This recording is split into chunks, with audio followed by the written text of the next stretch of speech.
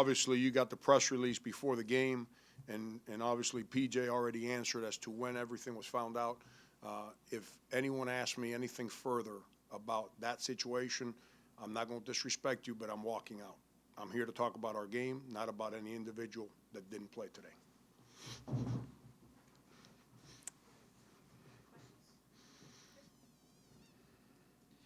Frank, PJ and Duane really picked up the scoring today. Yeah. What made them so effective out there? Yeah, I was proud of those two guys. Duane hasn't been making shots. Duane's played so hard for us the first, whatever it's been, month of the season, but the ball's not been going in the net for him. And PJ continues to grow in confidence in just himself, his body, physically. I just said this on the radio. He spent 3 years playing with a torn ACL, and then finally he has the surgery to repair it. And now he's a year further removed, in the weight room. He's stronger. He's starting to have confidence that he can go up in traffic and take a hit and land, and his body's strong to absorb that. And that takes time. That's the thing with ACLs. It takes time to retrust your body for those kind of plays. But I was real proud. I was disappointed, and Chris was active today. Chris didn't play well, but he was active. I was disappointed in the rest of the guys that because of the situation, we didn't get better performances as far as taking ownership of the moment. Duane and PJ, they both did that, and they're both real good players, and they both take a lot of pride in what we do. 13 steals as a team. PJ really attributed that to the ball pressure that Duane and Rakeem put on. Mm-hmm. Just talk about that type of defense and how that leads into, I think, 23 points off of turnovers. Yeah, they didn't do a lot of passing. They just kind of kept ball screening, dribble handoff, or ball screen, and just try to put their head down and go. We were active with our hands when they tried to drive it into crowded areas. That's why the steals were up. I'm not a big steal guy on passes. I don't really believe in that. We don't teach it. But when they do dribble the ball in crowds, when guys try to drive the ball, the whole theory is you got to crowd the space so they don't have freedom to see and pass and shoot. Our guys had active hands in those moments. So I think that's why the steals were up, and it goes back to what PJ said. Duane, PJ himself has gotten so much better guarding on the ball. Rakim continues to learn and understand what we're doing. Rakim's pretty good on the initial hit. Then he gets lost defensively after the ball's passed. He's got to continue to work to stay true to the principles, which is the difficult thing with first-year guys. But I totally agree with PJ on that.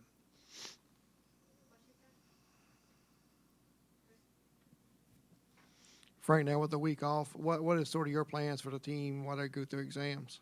Well, that's why I was kind of low-key on the sideline today. Number one, as you guys know, I wasn't happy after the Vermont game. And my displeasure was communicated with our team the next day, but in a positive way, not a negative way. And when you couple that the last 48 hours, I've stressed our team, and the other obvious situation, and you add in the fact that finals start tomorrow morning, I couldn't stress the guys today. I had to make sure that I see how they responded, who would take ownership of the moment, of the fact that we didn't play great against Vermont, that their coaches weren't happy. I needed I wanted to make sure we played well enough to win, and then just kind of let them go. So they got to do well in finals. I talk to them all the time about being successful human beings. You're not successful if you only do part of your job. And we all have a responsibility on this campus of different ways for different people.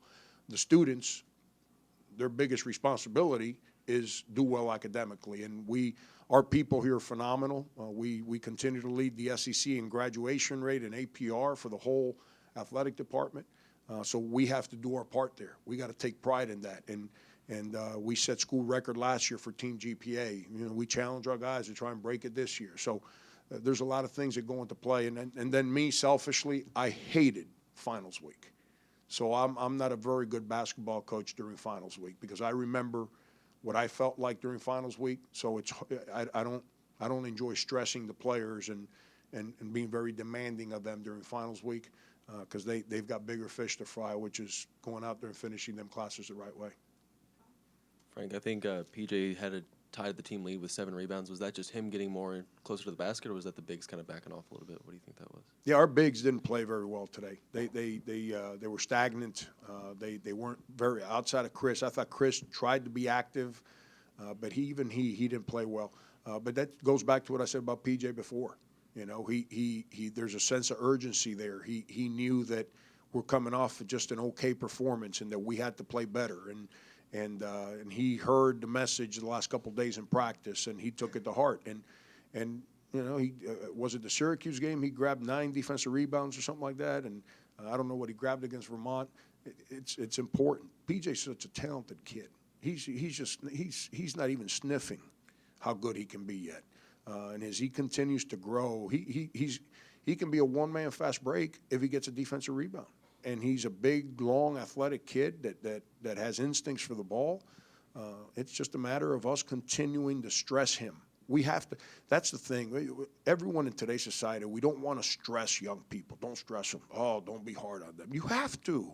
How are they going to handle their son or their wife or whoever in a difficult situation? How are they going to handle it when they're 32 years old and they got to make a life decision and it involves keeping or losing their job? You know, they're going to be stressed. So you have to stress young kids. You have to stress them so they understand the sense of urgency that you got to have. And this is all new to PJ. PJ's never really been stressed. You know, we're stressing him and he's responding like a champ.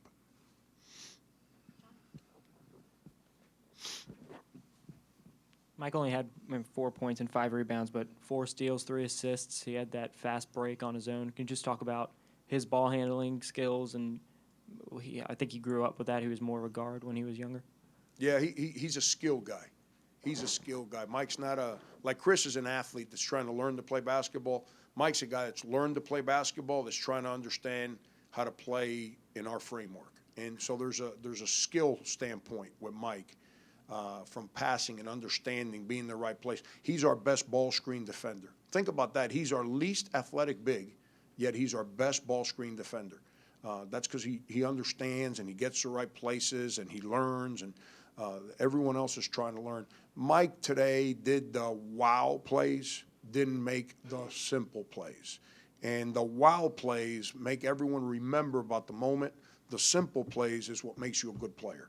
He's got to, and he's made the simple plays for us. He's got to be more consistent with those. I didn't think Mike had a lot of in his step today. It's not that he didn't try. He just didn't have that extra step. And I wouldn't be surprised. He's a prideful kid. That's why he's a starter. I wouldn't be surprised if he's stressed out with academics. Now that I've been around him, I know how much he cares about stuff and what a perfectionist he is. I wouldn't be surprised if he's really stressed out with his academics right now. Any more questions? All right, thanks, everybody. Thank you.